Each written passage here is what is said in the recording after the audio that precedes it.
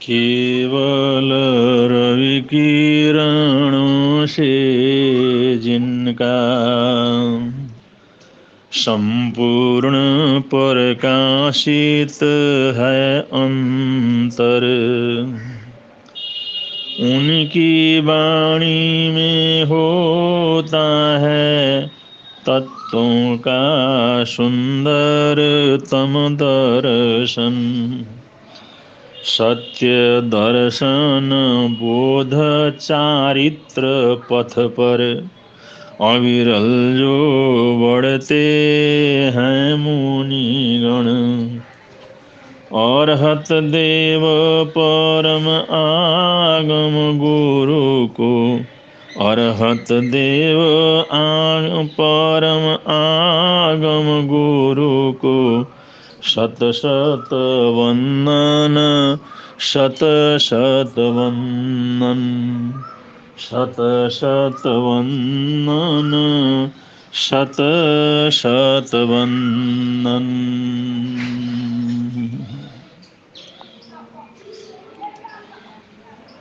आज की युवा पीढ़ी को जो तरह तरह से विकास में अग्रसर है, अकल्पनीय सुख साधनों के बीच में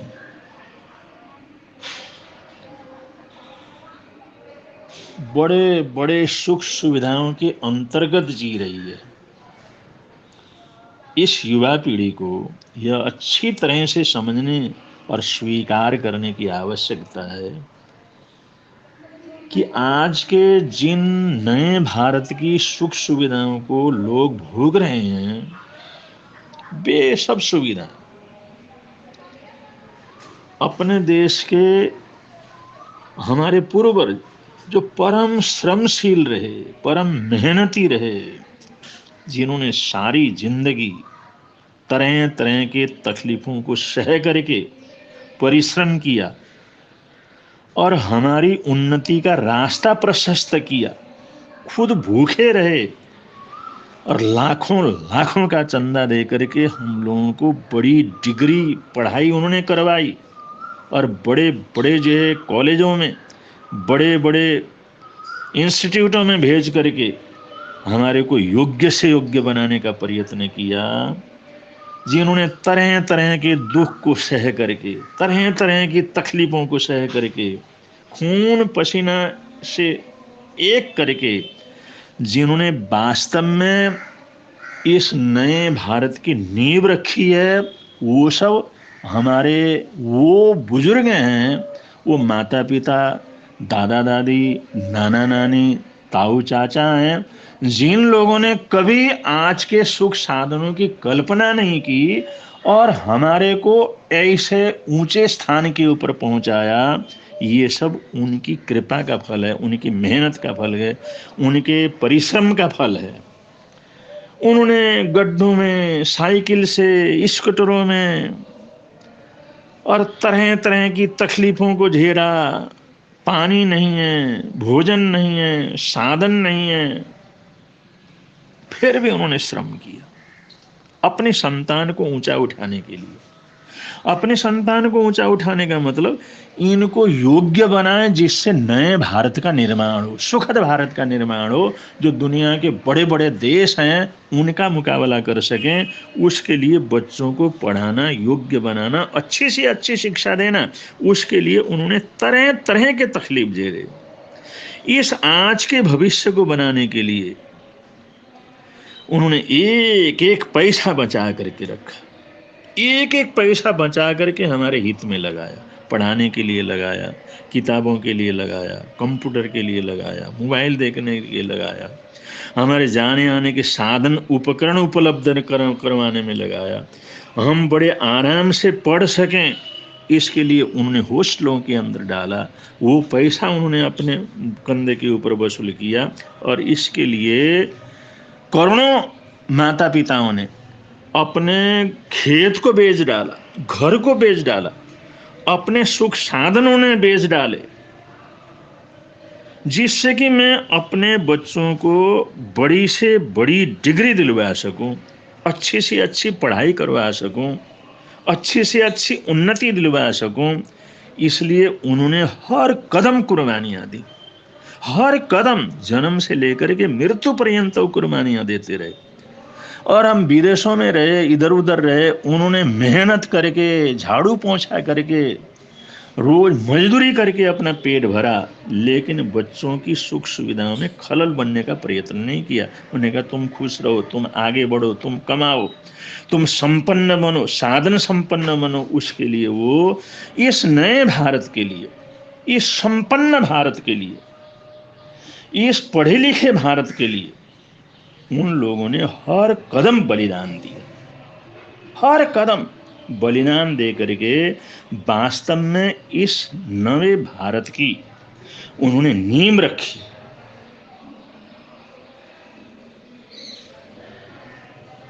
तो ये इस चीज को, इस सच्चाई को, इस वास्तविकता को कि आज के भारत का नींव किसी सुख समृद्धि वाले लोगों ने नहीं रखा। उन मेहनत कश हमारे माता पिता, मेहनत कश हमारे दादा दादी, मेहनत कश हमारे नाना नानी और बुजुर्गों ने जो स्थापित किया,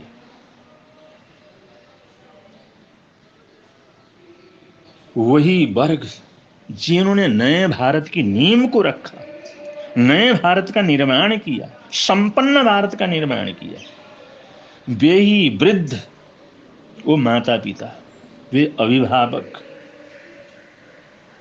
जो नए भारत के नींव को रखने के लिए मरते मिटते रहे, उनकी आज की समस्याओं की तरफ किसी का ध्यान नहीं जाता।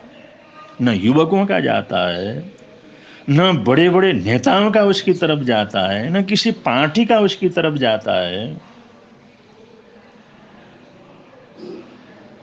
और उनके लिए क्या जरूरत है, उनके लिए क्या समस्याएं हैं, उनकी क्या तकलीफें, इस तरफ युवा पीढ़ी का ध्यान तो बहुत कम जाता है।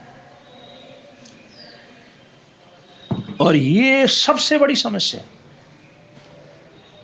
आज भारत में 14 से 15 करोड़ लोग उम्र में 60 वर्ष के ऊपर के, वे सब माता पिता, दादा दादी, नाना नानी, जिन्होंने, जिनकी वजह से इस देश को आगे बढ़ने की गति मिली, आज उनकी रफ्तार रुकी हुई है। आज वो तकलीफ में, आज वो समस्याओं से घिरे हुए हैं, तरह तरह की तकलीफों से घिरे हुए हैं। उनके सुख सुविधाओं का, उनके संरक्षण का और उनकी आवश्यकताओं का उसकी तरफ किसी का ध्यान नहीं जा रहा है। ये सबसे बुरी बात है। ये सबके लिए सोचने की बात है। ये सबके लिए विचारणीय प्रश्न है। यही वृद्धों की संख्या आगे चल करके 20 करोड़ हो जाएगी। और प्रत्येक 7वां भारतीय जो वृद्ध हैं वो 60 वर्ष के ऊपर के होंगे। उनकी नाना प्रकार की समस्याएं, उन प्रत्येक वृद्धों में से दूसरा व्यक्ति बीमारी का शिकार है। और वो तरह तरह की तकलीफ और तरह तरह के गिरता है, पड़ता है, तो ऐसे घावों का शिकार है। 4 में से एक चल फिर नहीं सकता। तरह तरह की बुरी बीमारियों से लाचार हैं, गिर जाते हैं, पड़ जाते हैं। उनको उठना बैठना, दैनंदिन कार्य करने के लिए भी किसी की जरूरत, की सहायता की जरूरत पड़ती है। और उनकी समस्याएं हर जगह पर, कहीं भी जाते हैं तो समस्या में घिरे रहते हैं। कहीं भी जाते हैं उनकी सुनवाई नहीं होती, कहीं भी जाते हैं तकलीफ होती है। बहुत सी बातें तो प्रकट ही नहीं कर सकते, वो घुट घुट करके मर जाते हैं। और अपने ही लोगों के द्वारा, अपने ही बहू बेटियों के द्वारा, अपने ही बेटों के द्वारा जो ताड़ित होते हैं, प्रताड़ित होते हैं, वो किसके सामने रोएं, किसके सामने दुख प्रकट करें। और वृद्धों के ऊपर, इन लाचार वृद्धों के ऊपर सबसे ज्यादा अन्याय अत्याचार होता है। सबसे ज्यादा अन्याय अत्याचार उनके ऊपर होता है। सबसे ज्यादा शोषित वो लोग हैं। तो आज इस समस्या के ऊपर बहुत सोचने की जरूरत है, हर वर्ग को सोचने की जरूरत है, हर वर्ग को विचार करने की जरूरत है, हर महकमे को विचार करने की जरूरत है। क्योंकि हर परिवार में, हर कौम में, हर इलाके में, हर गांव और जिलों में ये समस्या है। वृद्धों की समस्या, वृद्ध वहां पर है और उनकी समस्याएं मुंह बाएं खड़ी हैं चारों तरफ, और कोई उनकी तरफ बढ़ना नहीं चाहता। तो इसके लिए सर्वप्रथम तो जो सार्वजनिक स्थल है, एयरपोर्ट है, बस स्टैंड है, रेलवे स्टैंड है, वहां पर जब वृद्ध पुरुष जाते हैं या यात्रा वगैरह करते हैं, जहां पर जाना आना होता है, उनके लिए हर तरह की सुविधा उपलब्ध होना चाहिए, हर तरह का सहयोग मिलना चाहिए। कि कोई वृद्ध हो तो उनको सबसे पहले सहयोग उनकी यात्रा में, उनके जाने में, टिकट लेने में, बैठने में, उनको गाड़ी में चढ़ने में, जहाज में चढ़ने में, या रेलवे में चढ़ने में, बस में चढ़ने में, वहां से उतरने में, इनकी सुविधाओं का ध्यान रखना ये सबसे पहली आवश्यकता है। कहीं बैंक में जाते हैं, कहीं डाकखाने में जाते हैं, कहीं अनाज वगैरह लेने के लिए जाते हैं, तो हर जगह सार्वजनिक स्थलों में जहां जहां पर इन वृद्ध लोगों को मजबूरन जाना पड़ता है जीविका को आगे चलाने के लिए, वहां पर उनके लिए अनुकूल वातावरण मिलना चाहिए। दूसरी बात, इस अवस्था में मेडिकल और नर्सिंग सेवा की सबसे बड़ी जरूरत है।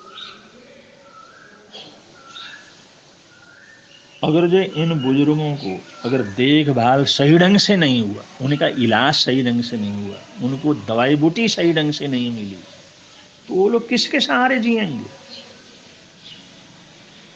वो मानसिक रूप से, भावनात्मक रूप से वैसे ही उनकी उपेक्षा भी होती है, और वो लोग बहुत डिप्रेशन के अंदर चले जाते हैं। अपने जीवन को सोचते हैं तो उनको बड़ा भारी दुख होता है, शारीरिक शक्ति उनकी क्षीण हो जाती है, रिटायरमेंट की अवस्था होती है, बच्चे घर से दूर रहते हैं, आसपास के लोग वो उनका और फायदा उठाना चाहते हैं, रिश्तेदार के लोग फायदा उठाना चाहते हैं। तो ऐसी अवस्था में इन नव भारत के निर्माण का नींव रखने वाले जो लोग हैं, बुजुर्ग हैं, 60 वर्ष से ऊपर की जिन्होंने मेहनत की है, उन लोगों के लिए देश की सरकार को, देश के सारे जो है जितने भी प्रांतीय सरकार है उनको, और देश के हर कौम को, हर संस्थानों को इस तरफ ध्यान देने की सबसे बड़ी जरूरत है। तीसरी बात बुजुर्गों की सेवा का है, उनकी सेवा का प्रबंध कैसे।